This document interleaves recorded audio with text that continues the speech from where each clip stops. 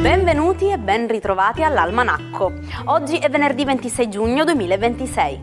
Il sole sorge alle 5.36 e tramonta alle 20.54. La luna si leva alle 16.03 e cala alle 2.21. Oggi si celebrano i santi Giovanni e Paolo, martiri romani. Il nome Giovanni è di origine ebraica e significa dono del Signore. Paolo invece deriva dall'aggettivo latino Paulus e significa letteralmente piccolo o di modesta statura. Il 25 giugno è la giornata internazionale contro l'abuso e il traffico illecito di droga. Istituita dall'Assemblea Generale delle Nazioni Unite, questa ricorrenza mira a rafforzare la cooperazione globale per un mondo libero dall'abuso di sostanze.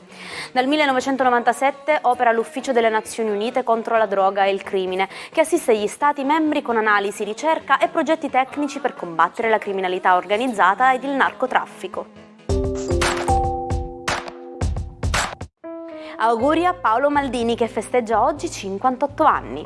Icona assoluta del calcio mondiale e bandiera storica del Milan con cui ha vinto ben 26 trofei. Insieme a Gianluigi Buffon è l'unico italiano a contare oltre 1000 presenze in carriera, confermandosi come uno dei difensori più eleganti e forti di sempre.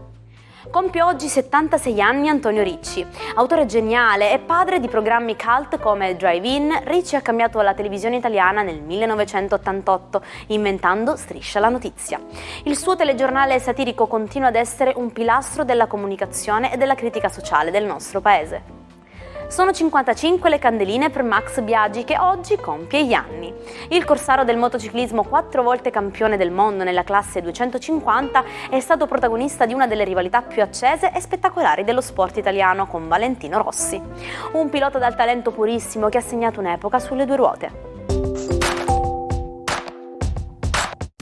Il 26 giugno 1819 l'inglese Dennis Johnson brevetta un veicolo rivoluzionario, anche se ancora incompleto.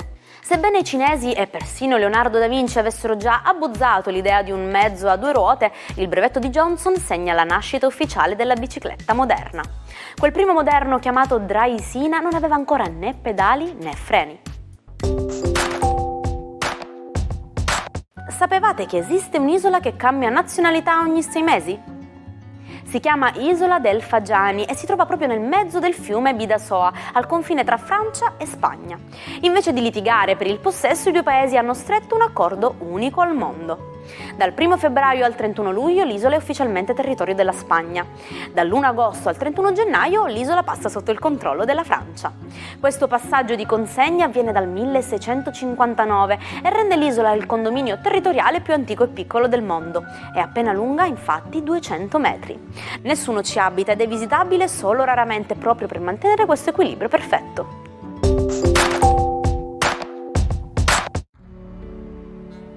Buongiorno ai 12, la settimana inizia con una splendida luna in bilancia che tenterà di equilibrare un po' tutto lo zodiaco, un bellissimo cielo a diamante dove ogni pianeta forma degli aspetti.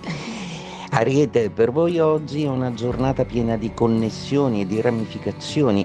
Vi sentite in connessione con tutto e proverete a sfruttare questo sia per migliorare la vostra vita lavorativa sia quella personale. La bella Venere del resto è dalla vostra parte. Toro, per voi il cielo si apre con una stagione che è tutta promettente di una ricarica di energia molto forte, ovvero il Sole è diventato di nuovo amico e Marte è ancora nei vostri segni zodiacali, un Toro che riprende le energie mentali, fisiche e soprattutto quelle passionali. Gemelli, per voi la settimana inizia con un Sole che ha abbandonato i vostri gradi zodiacali, non è più il vostro periodo, avete Urano adesso da gestire, il primo visitatore sarà Marte tra qualche settimana, ma Urano vuole ancora creare un po' di imprevisti e di possibilità nella vostra vita. Il trigono con la luna di oggi vi aiuta a stare bene con gli altri e con voi stessi. Cancro, la giornata di oggi inizia illuminando il vostro cielo zodiacale, il Sole, la vostra stagione, quella che per adesso sta trionfando, ancora Giove nei vostri gradi come anche Mercurio. Questa settimana sarà una settimana importantissima per decidere tante cose su cui costruirete un futuro. Leone, la bella Venere nei vostri gradi zodiacali forma due stupendi trigoni, uno con Saturno e con Nettuno, e vi aiuta a gestire al meglio le vostre nature zodiacali un po' pretenziose in amore e anche al lavoro, dove avete sempre più rispetto. Vergine, per voi oggi il vostro cielo zodiacale vi impone di agire in una maniera determinata. Avete avuto tutto il fine settimana per incamerare dati e informazioni, ora dovete seguire. Bilancia, per voi oggi è una giornata con una luna nei vostri gradi che tenta di mettervi in connessione un po' con tutto lo zodiaco, cosa che non facevate da tempo perché vi siete un po' isolati. Adesso dovrete riprendere i vostri rapporti sociali e sentimentali.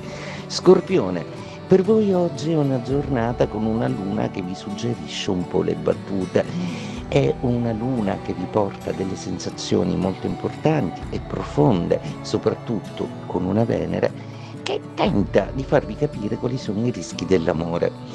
Sagittario, per voi oggi è una giornata buona, avete una luna amica, Venere in trigono è nella vostra direzione, gli appoggi di Plutone, i trigoni di Nettuno e Saturno, come promesso, sono finiti un po' i tempi un po' ansiogeni, rimarrà per il prossimo mese solo Marte, un fastidio, ma che durerà relativamente poco.